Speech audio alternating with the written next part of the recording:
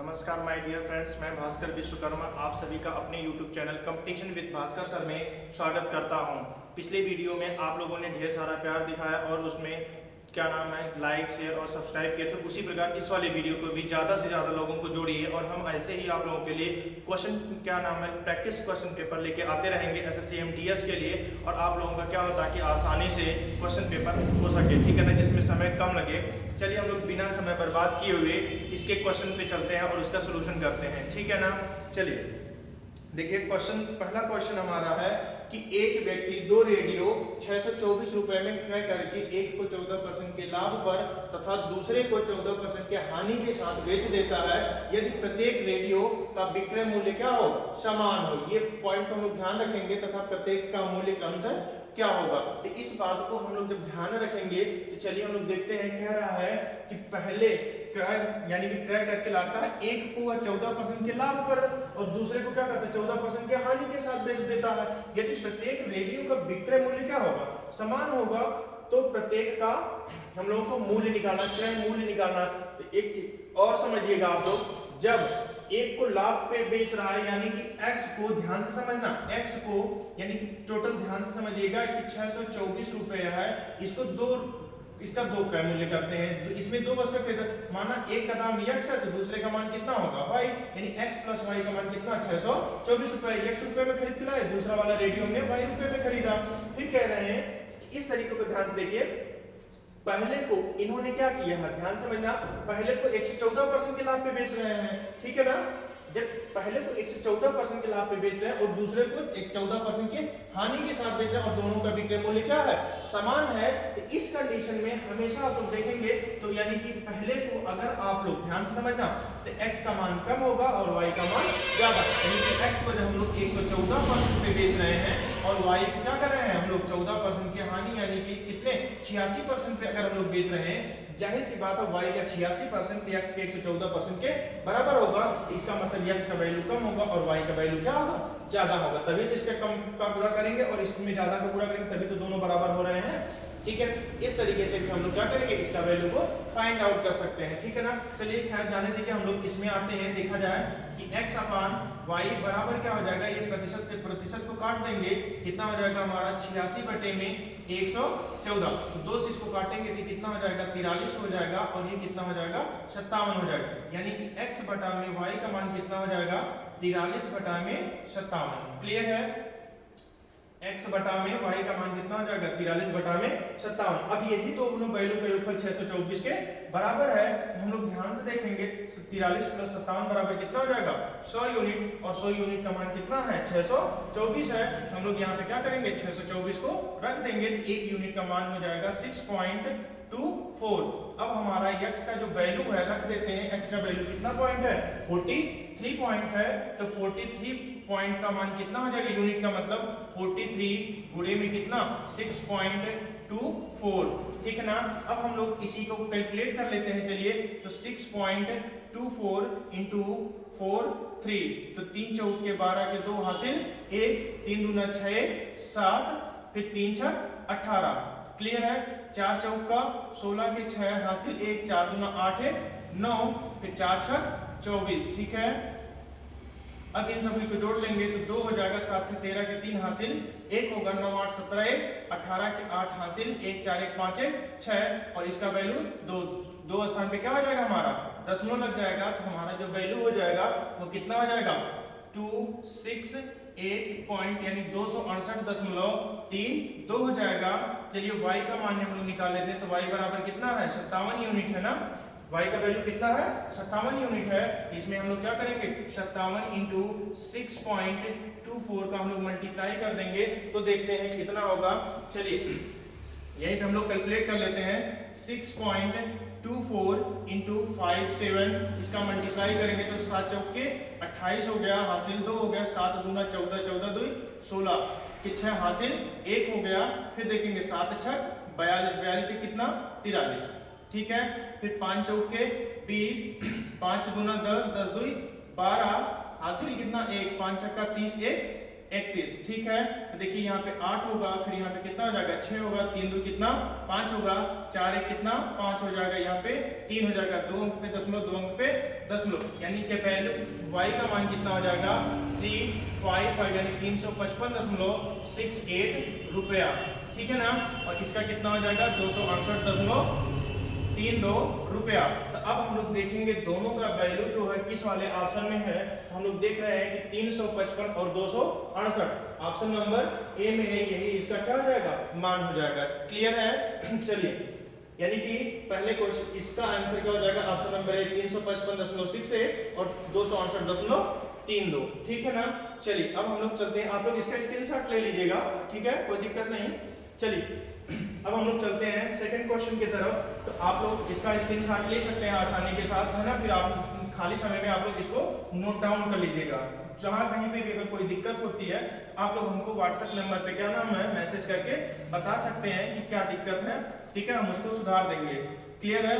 और उस टॉपिक पे भी आप लोगों को वीडियो बनाते हुए चलेंगे, ठीक है। चलिए सेकंड क्वेश्चन है आपका, किसी व्यक्ति ने एक टीवी को 9400 रुपए में बेचा, ठीक है, और उसे क्या हुआ कुछ हानि हुई, उसने बेचा और कुछ हानि हुई।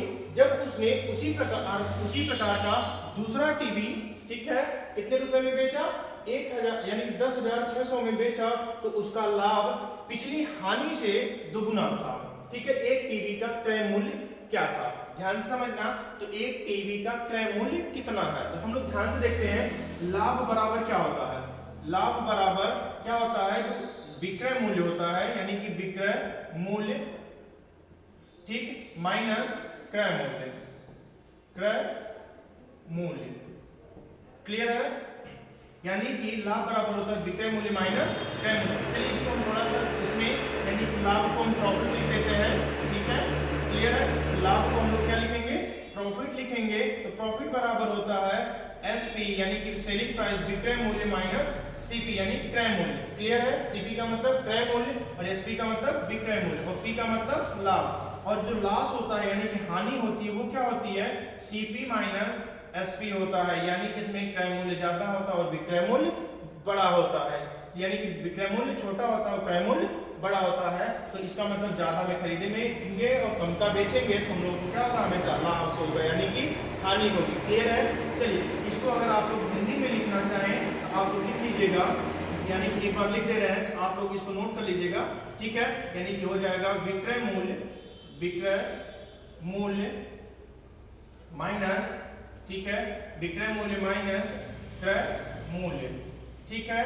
अब इसमें लिखिएगा हानि बराबर क्या होता है, हानि बराबर क्रय मूल्य माइनस विक्रय मूल्य,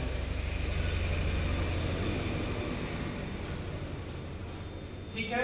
चलिए अब हम लोग ध्यान से देखते हैं। तो एक टीवी का क्रय मूल्य कितना मान लिया जाए, यानी कि एक टीवी का सीपी कितना मान लिया जाए, यानी क्रय मूल्य सीपी ना एक्स मान लिया जाए, ठीक है। और कितने में बेचा गया, 9400 रुपए में बेचा गया, ठीक है। अगर एक को 9400 रुपए में बेचा गया, ठीक है, तो उसे कुछ हानि हुई, ध्यान से समझना। अगर 9400 रुपए में बेच रहे हैं तो हानि हो रही है, तो हानि के लिए क्या होता है, क्रय मूल्य माइनस विक्रय मूल्य। तो यानी कि ध्यान से देखिएगा क्रय मूल्य कितना यक्स है और उसको कितने में हानि हो रही है ना, तो हानि के लिए क्या होता है, क्रय मूल्य बड़ा होता है और विक्रय मूल्य छोटा होता है। क्रय मूल्य को हमने कितना माना है, यक्स, यानी क्रय मूल्य हमारा बड़ा है, यानी कि x माइनस 9400, ठीक है।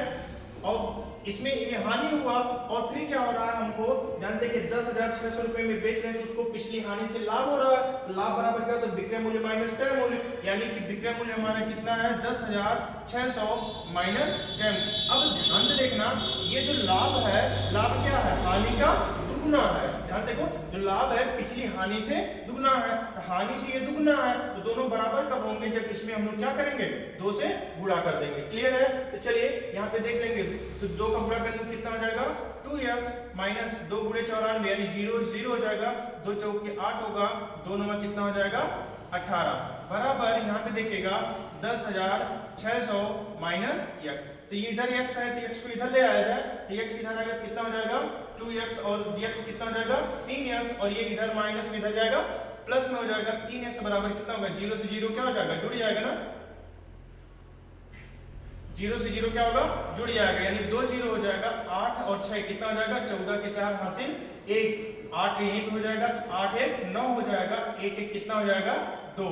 ठीक है, तो यक्ष का मान कितना हो जाएगा, 3 से इधर भाग देते जाए तो 3 9 27, 3 8 24, यानी कि एक टीवी का मूल्य कितना था, 9800 रुपया। कौन सा ऑप्शन सही है, ऑप्शन नंबर ए, एक टीवी का क्रय मूल्य कितना था, 9800 रुपया। क्लियर है, आगे चले हम लोग। ठीक है, अच्छा इसको आप लोग ध्यान से देखिएगा, इसको और कैसे लगा सकते हो, ठीक है ना। तो इसका मतलब इसको देखो हम लोग एक और तरीके से लगा सकते हैं, जाने दीजिए, इसी तरीके से आप लोग देखिएगा। ठीक है, अगला तरीका नेक्स्ट वाले वीडियो में बताएंगे। ठीक है, आप लोग लगे रहिएगा, तो इसमें नए नए तरीके आप लोगों को बताते रहेंगे हम। ठीक है, चलिए इसको स्क्रीनशॉट ले लीजिएगा आप लोग।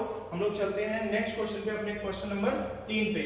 ठीक है, चलिए क्वेश्चन इसको आप लोग अच्छे से नोटबुक बनाते चलिएगा, हम सारे क्या नाम है चलेंगे, और ये सब एग्जाम ओरिएंटेड प्रश्न है, तो आप लोग इसको एकदम अच्छे से नोट डाउन कर लीजिएगा, ताकि आप लोगों को एग्जाम के समय में रिवीजन करने में क्या होगा, काम आएगा। ठीक है, चलिए नेक्स्ट क्वेश्चन है हमारा, ध्यान से देखिए, ये ग्राफ है। ग्राफ किस प्रकार से दिया गया है, इस वृत्त यानी कि इस वृत्त चित्र में एक प्रकाशक द्वारा एक पुस्तक तैयार करने के लिए विभिन्न शीर्षकों के अधीन किए गए खर्च को दर्शाया गया है। क्या दर्शाया गया है, ए का मतलब कागज, कागज में कितना खर्च किया गया है, 20%, यानी ए का मान क्या है, ए को कागज लिखा गया है। ठीक है, कागज। ठीक है, बी को क्या लिखा गया है, मुद्रण। ठीक है, इतना हम लोगों को विस्तार से नहीं लिखना, इसी से हम लोग मिला लेंगे। ठीक है ना, फिर हम लोगों को ध्यान से देखिएगा, रॉयल्टी पे कितना 15%, डी का मतलब विविध, विविध पे 10%, इस तरीके से है लिखा। कौन से दो खर्च मिलकर चित्र के केंद्र पर 108 अंश का कोण बनाएंगे, चित्र पर कितने अंश का कोण बनाएंगे, 108 अंश। ठीक है ना, तो 108 अंश के बराबर होगा, तो ध्यान से देखिए यहाँ पे प्रतिशत में दर्शाया गया, ये टोटल कितना प्रतिशत होता है, 100%। ठीक है ना, और ये पूरा कोण कितना होता है, अगर गोला होता है तो 360 अंश। ध्यान से देखिएगा, 100% का मान कितना होता है, 360 अंश। तो अब हम लोग इसको थोड़ा सा हल्का कर दिया जाए, छोटा कर दिया जाए। ठीक है, तो अब हम लोग देखेंगे, हम लोग 108 अंश का मान पूछ रहा है ना, तो ध्यान से देखिएगा, इसको थोड़ा सा उल्टे लिख देते हैं हम लोग ना, ताकि आप लोग कैलकुलेशन के लिए, क्योंकि अंश में पूछा है ना। ठीक है, इसको हम लोग इस तरीके से ना लिख के इस तरीके से लिखते हैं, 360 अंश का मान कितना हो रहा है, 100%। ठीक, तो एक अंश का मान कितना होगा, तो आप लोग कहेंगे 100%। ठीक है ना, और बटे में कितना, 360। क्लियर है ना, तो अब देखो, दो ये 0 से 0 कट जाएगा, 2 बचे 10, 2 से इसको काटेंगे कितना, 18, यानी एक अंश का मान हमारा हो जाएगा कितना, 5/18। ठीक है, अब हमको कितने अंश का मान पूछ रहा है, ध्यान देखिए, 108 अंश का ना, तो 108 अंश बराबर कितना हो जाएगा, तो लिखेंगे आप लोग 108 गुणे में कितना, 5/8, यानी कि कितना, 18, 18 करने 18, 18 छक्का 108, तो 108 अंश का मान कितना हो जाएगा, 5 छक्का कितना, 30%। अब आप लोग एक चीज बताइए, यहाँ पे पूछा गया ना, तो अब कहा गया है किन दोनों को मिलाने पे 30% हो, यही कह रहा है ना। ठीक है, कौन से दो खर्च मिलकर चित्र के केंद्र पर 108 अंश का कोण बनाएंगे, तो 108 अंश का कोण कब बनाएंगे, यही चीज ध्यान से देखिएगा, कब बनेगा, जब 30% होगा तब। तो 30% किन दोनों को जोड़ने पे बन रहा है, तो ध्यान देखिए, किन दोनों को, एक तो ये हो गया, ये तो सिंगल अकेले, 25 में 5 जोड़ने के, 15 में 15 जोड़ेंगे, लेकिन 20 में ध्यान देखना, ए के साथ अगर डी को जोड़ दे रहे हैं तो हमारा 20 10 कितना आ जा रहा, 30%। इतना आसान होता है ये, यानी कि किसको, ए और डी को। ऑप्शन नंबर कौन सा, ए वाला सही हो जाएगा आप लोगों का। क्लियर है, चलिए इसका स्क्रीनशॉट आप लोग ले लीजिएगा। चलिए नेक्स्ट क्वेश्चन पे हम लोग चलते हैं। आइए नेक्स्ट क्वेश्चन है हम लोगों का, नेक्स्ट क्वेश्चन को ध्यान से देखिएगा, फिर से ग्राफ है।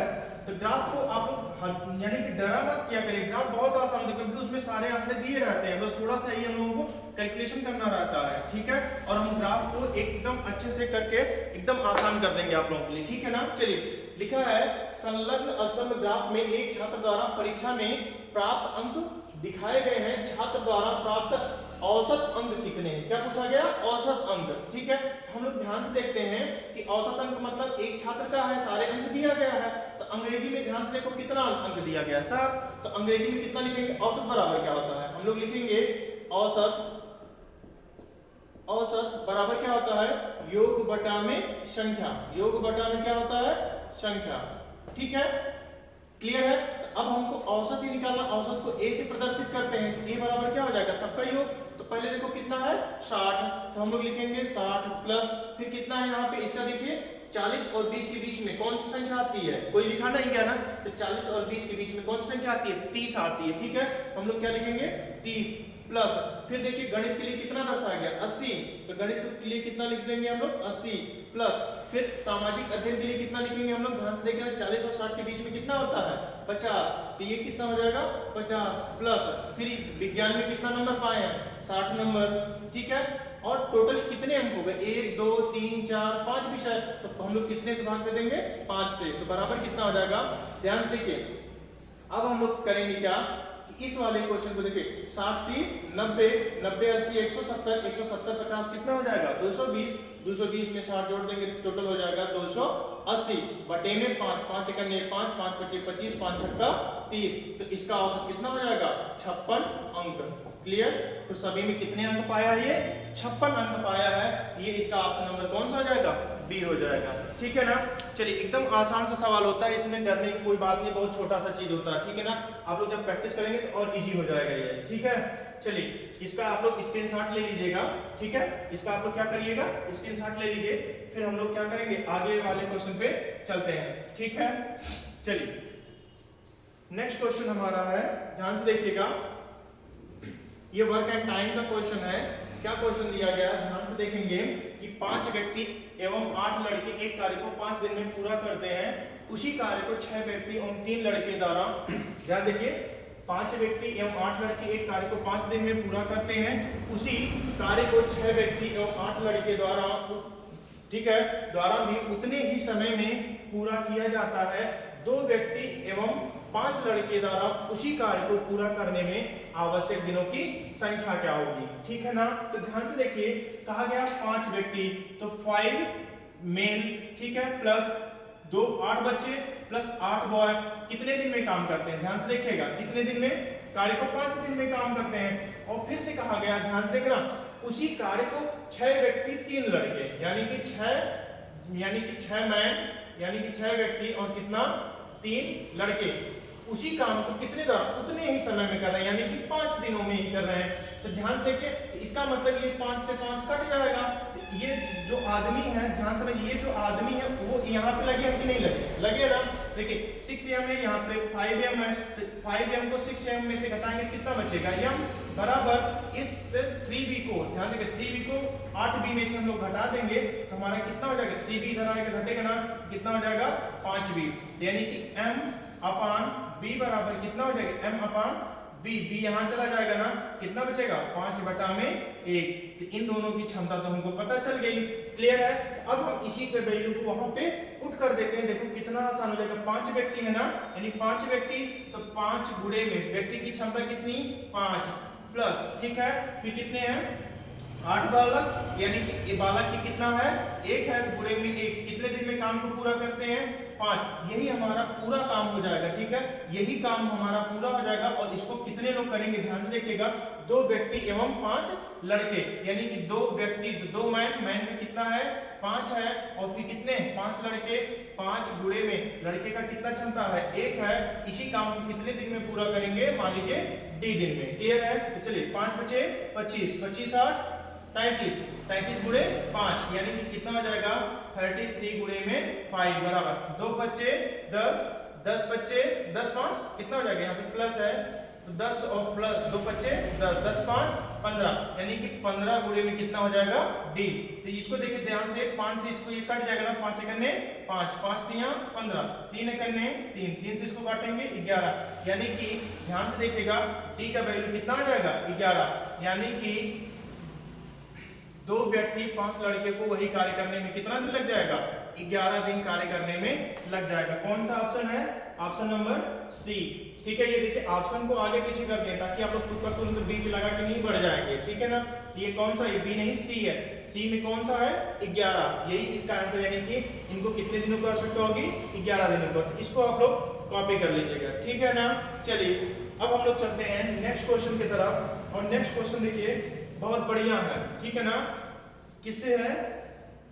लाभ और हानि चैप्टर से है। तो इस वाले को हम लोग अच्छे से देखेंगे। लाभ और हानि से ढेर सारे प्रश्न आते हैं, तो आप लोगों के लिए इसका बेसिक कॉन्सेप्ट भी एक बार वीडियो लेके आएंगे। आप लोग इसको ज्यादा से ज्यादा क्या करिएगा, शेयर करिए और कमेंट में हमको बताइए कि इसका बेसिक वीडियो लेके आए हैं या क्या करें, ऐसे प्रैक्टिस करवाएं, ठीक है ना। आप लोग इसको जरूर बताइएगा आप लोग कमेंट बॉक्स में, ठीक है। तो एक आदमी कुछ वस्तुएं, ठीक है, P/8 प्रति दर्जन के भाव से खरीदता है तथा B प्रति वस्तु के हिसाब से बेच देता है।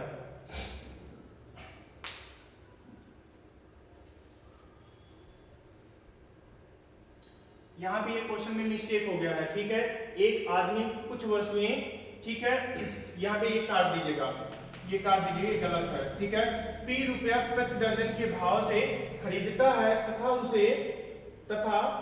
उसे, ठीक है, यहां पे लिखिएगा आप लोग, उसे P/8 प्रति वस्तु यानी P/8 रुपए प्रति वस्तु के हिसाब से बेचता है, उसका लाभ कितना होगा। क्लियर है? तो यहाँ पे थोड़ा सा इसमें मिस्टेक हो गया था, आप लोग यहाँ पे थोड़ा सा संशोधन कर दीजिएगा। ये जो टाइप किए हैं, ठीक है ना, जिनको हम दिए थे, ये गलत यहाँ पे प्रिंट हो गया है, कोई दिक्कत नहीं, आप लोग सुधार लीजिएगा। एक आदमी कुछ वस्तुएं P रुपया प्रति दर्जन के भाव से खरीदता है तथा उसे P/8 रुपया प्रति वस्तु के हिसाब से बेचता है, तो उसका लाभ प्रतिशत क्या होगा। कोई दिक्कत नहीं, यहाँ से संशोधन कर लीजिएगा आप लोग, वहां पे P रहेगा और यहाँ पे उसे P/8 रुपए में बेचता है। क्लियर है? चलिए यहाँ पे हम लोग थोड़ा सा संशोधन कर लेते हैं, इसको सही से लिख लेते हैं। इस B को हम लोग काट देंगे, यहाँ पे लिखेंगे उसे P/8 रुपया, ठीक है। चलिए अब ध्यान से देखते हैं, इसने खरीदा क्या, सॉरी, चलिए इसकी बैटरी लो गई, ठीक है ना। चलिए ध्यान से देखते हैं,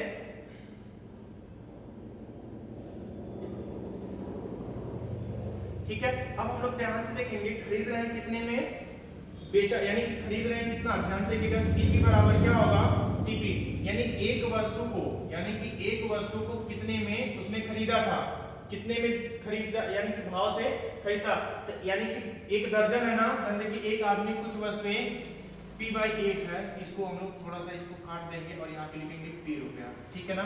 चलिए, हाँ ठीक है, कि भाव से वह क्या करता है, खरीदता है। खरीदने का मतलब CP यानी कि एक दर्जन के भाव से खरीदता है ना, यानी कि एक दर्जन में कितने वस्तु होते हैं, 12 वस्तु। 12 वस्तु को कितने में खरीदा, P रुपया में, ठीक है। ध्यान से देखेंगे, और SP क्या है, SP का मतलब बेच रहा है कितने पे, यानी कि एक वस्तु को वह बेच रहा है, एक वस्तु का जो SP है वो कितना है हमारा, P/8 रुपया है। कितना, P/8 रुपया है। तो इसका मतलब ध्यान से देखिए, हमको 12 वस्तु खरीदे थे तो 12 वस्तु बेचेंगे ना हम लोग, ठीक है। तो ऐसा नहीं है, जब 12 वस्तु खरीदे थे तो 12 वस्तु के हिसाब से बेचेंगे, ठीक है। तो एक वस्तु नहीं तो 12 वस्तु का हमारा क्या हो जाएगा, 12 वस्तु का SP कितना हो जाएगा, 12 गुणे में P/8, ठीक है। तो 4 गुना 8 और 4 तिया 12, तो कितना हो जाएगा हमारा 3P/2, ठीक है। तो अब हमारा जो लाभ होता है वो होता क्या है, अभी हमने पिछले वाले क्वेश्चन में ही बताया था ना, लाभ बराबर क्या होता है, यानी कि हमने P से डिनोट किया था। P बराबर क्या होता है, जब हम लोगों का SP बड़ा होता है और उसमें से CP को घटा देते, यानी विक्रय मूल्य में से क्रय मूल्य को घटा देते हैं, तो यही लाभ होता है हमारा। तो लाभ बराबर कितना हो जाएगा, यानी कि देखिए विक्रय मूल्य 3P माइनस 3P/2 माइनस कितना P, तो बराबर कितना हो जाएगा हमारा, देखिए घट जाएगा, हम लोग इसका एलसीएम ले लेंगे तो 2 हो जाएगा, ठीक है। इसका एलसीएम कितना होगा, 2, तो यहाँ पे करेंगे तो 3P माइनस कितना P बराबर क्या हो जाएगा 2P, यहाँ पे 2P होगा। ध्यान से देखिए, 1 2 यहाँ 2, तो यहाँ पे कितना हो जाएगा 2P, ठीक है। यहाँ पे बचेगा हमारा P/2। तो अब ध्यान देखिएगा, P प्रतिशत बराबर क्या होता है, हमारा P प्रतिशत बराबर होता है P गुणे में 100 बटे में क्या होता है CP का मतलब क्रय मूल्य, यानी कि प्रॉफिट प्रतिशत बराबर हमारा हो जाएगा। ध्यान से देखिए कितना प्रॉफिट हुआ है, P/2 2 का और प्रतिशत बनाने के लिए 100 का गुणा करेंगे और हमारा क्रय मूल्य कितना है, P है, और बटे में 1 कर देंगे ताकि कैलकुलेशन में दिक्कत ना आप लोगों को। इसका गुणा किसके साथ होता है, इसके साथ, और इसका गुणा यहाँ पे होता, तो हो जाएगा, ध्यान से देखिए 2 से काटेंगे तो 2 एकने 2, 2 से इसको काटेंगे 50 हो जाएगा, यानी कि 50 P बटे में कितना P, तो P से P कट जाएगा तो हमारा कितना लाभ हो जाएगा 50%। हमको कितने का लाभ हुआ 50% का। ध्यान से देखिएगा ऑप्शन आगे पीछे है तो इसको ध्यान से लगा के देख के ही आप लोग टिक लगाएंगे, ठीक है ना। तो कितना प्रतिशत का लाभ होगा 50% का उसको लाभ होगा। चलिए इसको कॉपी कर लीजिएगा आप लोग, ठीक है। चलिए हम लोग चलते हैं नेक्स्ट क्वेश्चन की तरफ, ठीक है। तो नेक्स्ट क्वेश्चन हमारा है, ध्यान से देखिएगा किससे संबंधित है, ठीक है। ये एलसीएम एचसीएफ का है, ठीक है। ये किससे संबंधित है ये चैप्टर, एलसीएम एवं एचसीएफ। बट ये जो क्वेश्चन है ये केवल और केवल एलसीएम से ही लिया गया है, ठीक है। चलिए हम लोग देखते हैं इस क्वेश्चन में क्या है, ठीक है। एलसीएम तो आप लोगों को आता होगा, एलसीएम और एचसीएफ क्या होता है। पिछले वाली वीडियो में हमने एलसीएम और एचसीएफ के बारे में बताया था ना क्या होता है, तो आप लोग पिछली वीडियो को भी जरूर देख लीजिएगा, उसको स्किप मत करिएगा। ध्यान से लिखा गया है, ध्यान देखिए, लिखा गया 3 घंटियां क्रमशः 18, 24 एवं 30 मिनट के अंतराल पर बजती हैं। कितने कितने 18, 24 और 30 मिनट के अंतराल पर बजती हैं। पूर्वाह्न 10 बजे, ठीक है। एक साथ बजने के बाद तीनों पुनः एक साथ कब बजेंगे, यहाँ पे है बजने, ठीक है ना, यहाँ पे देख लीजिएगा बजने, ठीक है। अब कब बजेंगे हम लोग ध्यान से देखें, तीनों घंटे कब बज रही हैं 18 मिनट, फिर कब 24 मिनट, फिर कितना 30 मिनट। तो इसका मतलब होता है कि 18, 24 और 30 मिनट के अंतराल पे अगर ये बज रही हैं तो पुनः कब बजेंगे, इसका मतलब इन सभी का हम लोगों को क्या निकालना पड़ेगा, एलसीएम, ठीक है। तो ये एलसीएम जो होगा, जो संख्या इन सबसे कटेगी उसी समय पे जाके ये लोग एक साथ पुनः बजेंगे, ठीक है। चलिए तो इन सब का लासा कैसे निकालेंगे, पिछली वीडियो में ही हमने इसको बता दिया था ना, कैसे बताया था। देखिए ये जैसे 18 है ना, ध्यान देखिएगा, इसमें भी 6, तो इन सब में से तीनों में कॉमन कितना है 6 है ना, हम लोग 6 लिखेंगे पूरे में, 6 तरीके 18 है ना। ध्यान देखिएगा, इसको हम लोग ऐसे ही तोड़ेंगे, ध्यान से देखना, ये 18 को हम लोग किससे में तोड़ेंगे 9, और कितने में 9 दूना 18, 24 को कितने में तोड़ेंगे 3 गुणे में कितना 8, 30 को कितने में तोड़ेंगे हम लोग 2 गुणे में 5, और एक और संख्या है, कौन सी है 3, ठीक है ना। तो देखिए तो 2 की मैक्सिमम घात कितनी है, 2 कितनी बार है 8 है ना, 2 से 8 कटता है ना, तो सबसे बड़ी वाले को लिखेंगे 8 गुणे में, फिर 3 सबसे ज्यादा कितनी बार है यहाँ पे है ना, यानी कि 3 त्रिका 9 होता है, जिसका मतलब 3 को सबको छोड़ देंगे, 2 को भी छोड़ देंगे, अब किसको लिखेंगे 8 को, फिर कितना हो गया हमारा 9 के बाद और क्या है 3 है ना, 3 कितनी बार है, 3 तो खत्म हो गया 9 के साथ, अब क्या बचा है हमारा 5, यही हो जाएगा। देखिए 8 बच्चे 40, 8 बच्चे 40, 40 9 का 360, क्लियर है। यानी 360 मिनट के लिए क्या करेंगे पुनः बजेंगे। तो 360 मिनट का मतलब कितना घंटा हो जाता है, तो 1 मिनट बराबर 1 घंटा बराबर 60 मिनट होता है, ठीक है। यानी कि तो 1 घंटा बराबर 60 मिनट, तो 360 मिनट बराबर कितना हो जाएगा, ध्यान से देखिएगा 360 बटा में क्या करेंगे 60 से अगर हम लोग भाग दे देंगे तो किसमें बदल जाएगा घंटे में, तो 0 से 0 कट जाएगा, 6 करने 6, 6 6 का 36, यानी कि कितने घंटे बाद बजेंगी 6 घंटे बाद बजेंगी। अच्छा एक चीज ध्यान दीजिएगा, अगर 10 बजे घंटियां बजना शुरू हुई थी तो कब जाके बजेंगी, 10 में 6 घंटे को जोड़ेंगे कितना बच जाएगा 10, 11, 12 और उसके बाद 4 आगे, तो टोटल कितना बच जाएगा। पूर्वाह्न में कब बजेंगे 4 बजे बजेंगे, क्लियर है।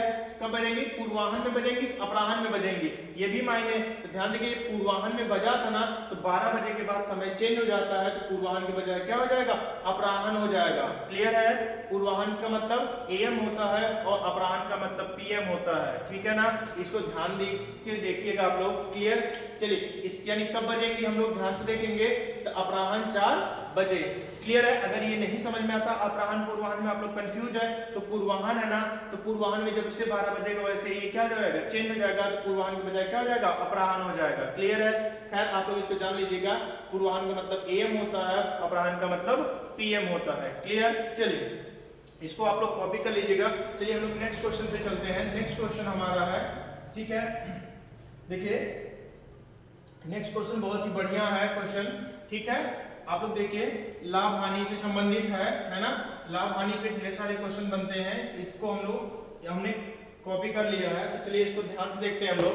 लिखा है समान क्रय मूल्य वाली 14 घड़ियों को कितने में बेचा रहा है, 450 प्रति घड़ी की दर से बेचने पर 4 घड़ियों के क्रय मूल्य के बराबर लाभ होता है, तो एक घड़ी का क्रय मूल्य ज्ञात कीजिए। क्लियर? तो एक घड़ी का क्रय मूल्य, ठीक है, ध्यान से देखिएगा, यहाँ पे क्या 4 घड़ियों के क्रय मूल्य के बराबर उसको क्या हो रहा है, लाभ हो रहा है। तो ध्यान से समझना, अभी बता रहे हैं हम लोग ना 450 में बेच रहा है, तो इसका मतलब ये क्या है, ये इसका क्या है, दर से बेचने पर ये 450 है, क्या इसका बिक्री मूल्य है ना, इसको याद रखिएगा, ये बिक्री मूल्य है। पहले ये देखा जाए लाभ कितना हो रहा है। क्लियर है? फिर ये सवाल आसानी से लग जाएगा। देखो लाभ कैसे, पिछले वाली वीडियो में हमने बताया था, ठीक है, क्या करा, समान क्रय मूल्य वाली घड़ियों को 14 घड़ियों को बेच रहा है ना, ठीक है, तो लाभ हो रहा, तो यानी कि क्रय मूल्य कम होगा। ध्यान देखना कि 14 घड़ियों का जो विक्रय मूल्य होगा, यानी कि 14 का एसपी, 14 घड़ी का विक्रय मूल्य में से अगर 14 घड़ी का हम लोग क्रय मूल्य को घटा देंगे तो हमारा क्या होगा, लाभ। और लाभ कितना हो रहा है, 4 घड़ियों के क्रय मूल्य के बराबर ना, 4 घड़ियों के सीपी के बराबर होगा। ये 14 इधर जाएगा तो कितना हो जाएगा, 14 4 18, यानी 18 सीपी हो जाएगा, और इधर कितना बचेगा, 14 एसपी। तो हम लोग इस एसपी को इधर कर देंगे, तो यानी सीपी बटे में क्या हो जाएगा, एसपी बराबर, ध्यान देखिएगा, ये 2 से कटेगा, 2 से 7 14 और 2 9 18, यानी 7 बटा कितना हो जाएगा, 9।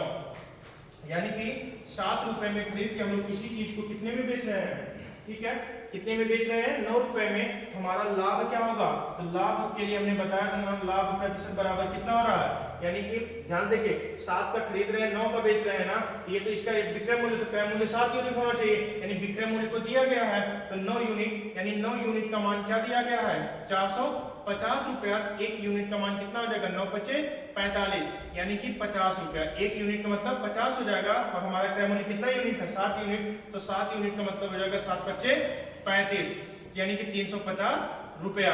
तो ध्यान से देखिए, ये इसका क्या है, क्रय मूल्य, यानी कि सीपी, अगर ब्रैकेट में आप लोग लिख लीजिएगा कोई दिक्कत नहीं, तो क्रय मूल्य, चलिए ठीक है, यानी कि इसका क्रय मूल्य, यानी 14 घड़ियों का क्रय मूल्य कितना है, 350 है। तो एक घड़ी का क्रय मूल्य पूछ रहा है ना, ध्यान देखिएगा, 14, ठीक है, वॉच, यानी कि डब्ल्यू, घड़ी का दाम कितना है, 350 रुपया, तो एक वॉच का दाम कितना हो जाएगा, 14 से भाग दे दीजिएगा, 14 दूना 28, 14 25 70, यानी कितना हो जाएगा, 25 रुपया।